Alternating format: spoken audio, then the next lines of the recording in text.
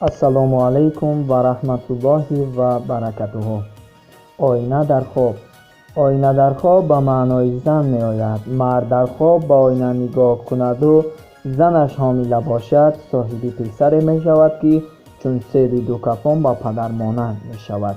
рафту занаш ҳомила набошад ё мард муҷаррад бошад, аз вазифа сабукдӯш мегардад ва ҷояшро каси дигар мегирад.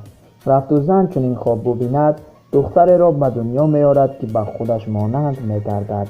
агар зан ҳомила набошад, шавҳараш зани дуюм мегирад. дар хобе ки писарбачаи хурдсол худро дар оина нигоҳ мекунад, додарчадор мешавад. рафту духтарча чунин хоб бубинад, соҳиби хоҳарча мегардад.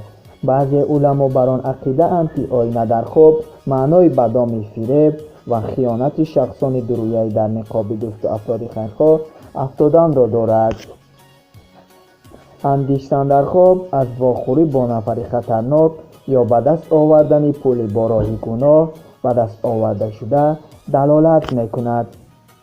кат рахти хобро хоб дидан ба маънои завҷа аст. духтар рахти хобро хоб бубинад, ба наздикӣ ба шавҳар мебарояд.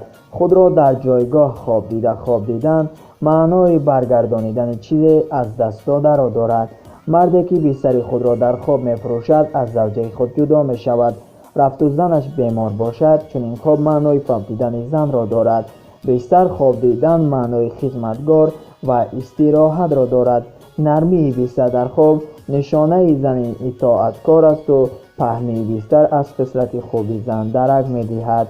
рафту бистар дар хоб нав бошад, зани мард зебо мешавад. рафту бистар дарида бошад, пас зани марде ки чунин хоб дидааст гунаҳкор асту имон надорад. марде ки бистари худро хубтар ва андозаашро фарохтар хоб мебинад, таъбири хоби ӯ ба хислатҳои завҷааш дахл дорад. рафту мард дар назди бистари худ боз як бистар хоб бубинад, зани дуюм мегирад. кафан дар хоб даст ба зино задан аст. худро дар кафан хоб дидан нишонаи наздик будани рӯзи марг аст.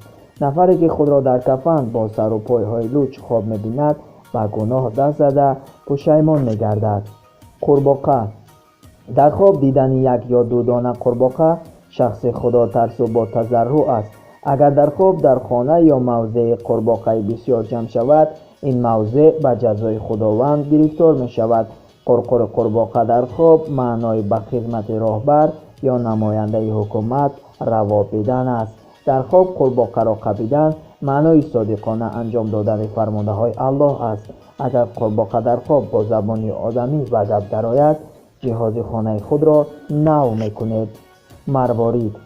марворид дар хоб доништ, бойгарӣ ва нутқи бурро аст. ҳамзамон марворидро хоб дидан мутолиаи китоби муқаддаси Қуръон ва аз худ намудани дониши динӣ аст. дар хоб фурӯхтани марворид маънои аз ёд баровардани оятҳои Қуръон аст. нафаре ки марворидро бо сӯзан сурох мекунад, муаббири Қуръон мегардад.